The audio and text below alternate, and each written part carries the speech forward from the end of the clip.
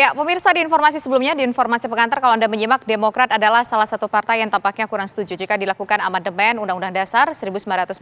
Nah, saat ini kami sudah terhubung dengan Pak Anwar Hafid, merupakan perwakilan dari Demokrat. Tapi sebelum itu, pemirsa, kita simak dulu informasi berikut ini, di mana Istana meminta agar masyarakat tak berspekulasi berlebihan mengenai perihal wacana amandemen terbatas Undang-Undang Dasar 1945. Kepala Staf Presiden Muldoko juga meminta agar masyarakat tetap berpikir positif. Tapi janganlah kita berspekulasi berlebihan, karena menjadi ribet nanti. Ya, kita berpikir yang positif, karena spekulasi yang berlebihan nanti akan membawa ekses yang semakin lebar dan membingungkan bagi semua pihak. Ya, masyarakat diminta untuk berpikir positif, pemirsa, soal wacana untuk amandemen UUD 1945 ini. Nah, saya langsung ingin menuju ke Demokrat, itu ada Pak Anwar Hafid. Pak Anwar Hafid, sebetulnya apa yang Anda khawatirkan dari amandemen UUD 1945 ini jika nanti jadi diberlangsungkan?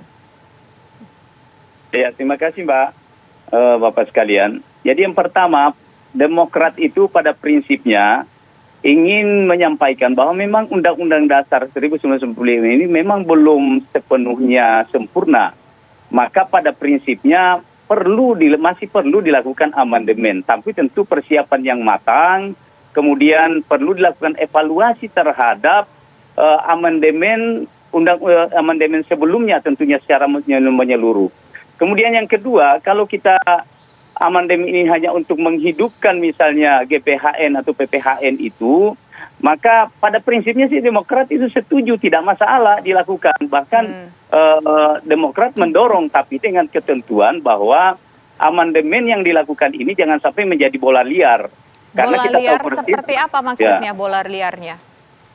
Kan ini di MPR sekarang kan ada tiga opsi yang belum disepakati tentunya. Yang pertama, apakah nanti perubahan amandemen ini dalam mengakomodir GBHN ini dilakukan melalui undang-undang, melalui TAP MPR, atau bisa juga melalui konstitusi yang dalam hal ini harus mengamandemen Undang-Undang Dasar 1945.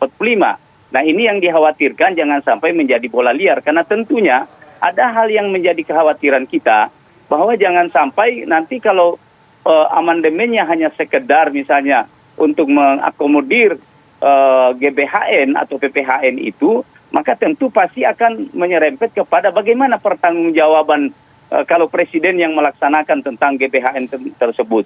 Kemudian selanjutnya Demokrat juga berpikir bahwa kalau nanti dilakukan amandemen, siapa yang akan bertanggung jawab? Apakah hanya presiden saja ataupun juga ada lembaga-lembaga negara lainnya? Kemudian yang berikutnya, Demokrat itu berpikir bahwa saat ini sebetulnya bukan waktunya, karena mengamandemen undang-undang ini perlu sebuah persiapan yang matang, kemudian tidak boleh dilakukan secara terburu-buru. Kemudian selanjutnya kita berharap bahwa di masa pandemi ini tentu kita harus lebih fokus kepada bagaimana menyelamatkan bangsa dan negara serta rakyat kita dari pandemi, tidak terburu-buru. Saya kira begitu pandangan sekarang Demokrat. Saya ingin ke MPR. Pak Arsul Sani, ada beberapa jawaban yang disampaikan oleh Pak Anwar Hafid. Salah satunya adalah jangan sampai menjadi bola liar. Bagaimana tanggapan Anda, Pak Arsul? Iya, Mbak Tisa. Pertama tentu masing-masing fraksi, partai politik punya posisinya masing-masing, dan itu harus kita hormati, ya.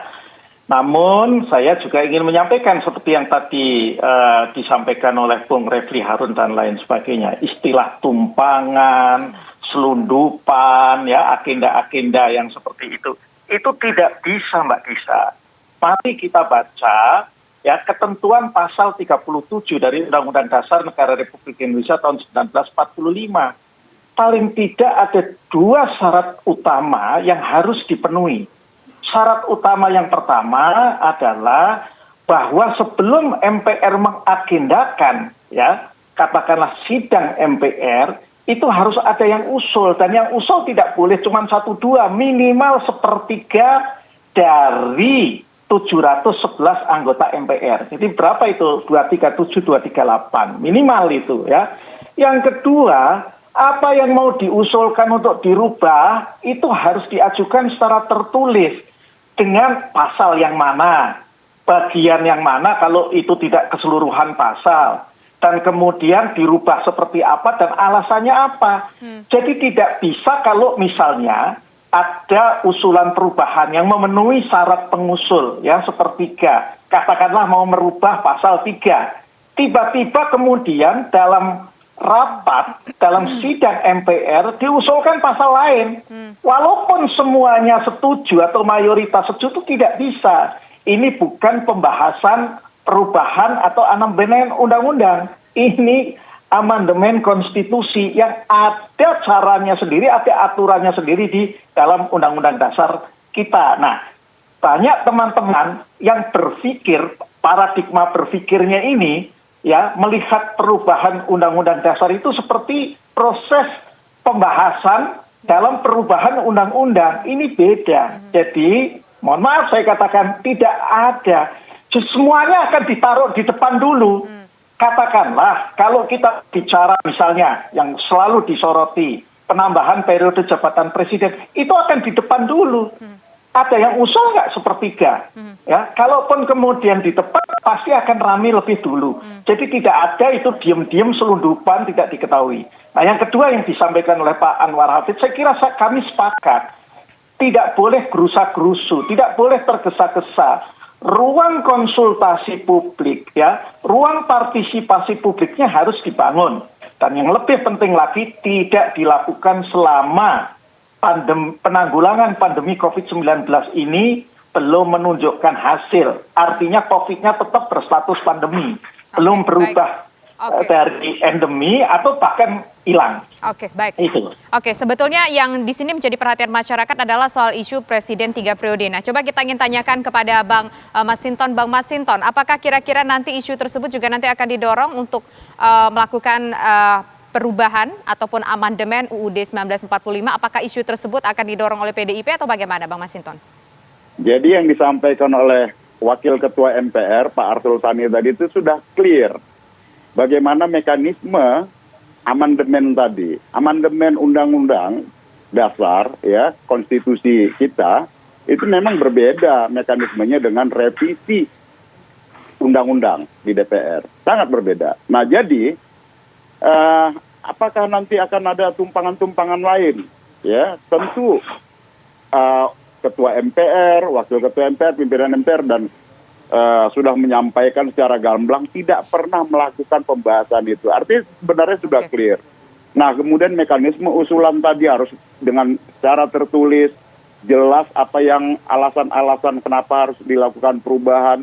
Nah, kemudian siapa yang mau mengusulkan? Nggak akan, menurut saya, ya, belum ada yang berpikir untuk melakukan usulan-usulan lain selain PPHN tadi, pokok-pokok haluan negara yang menjadi landasan bersama kita. Dan kita berharap ini menjadi konsensus, konsensus bangsa kita.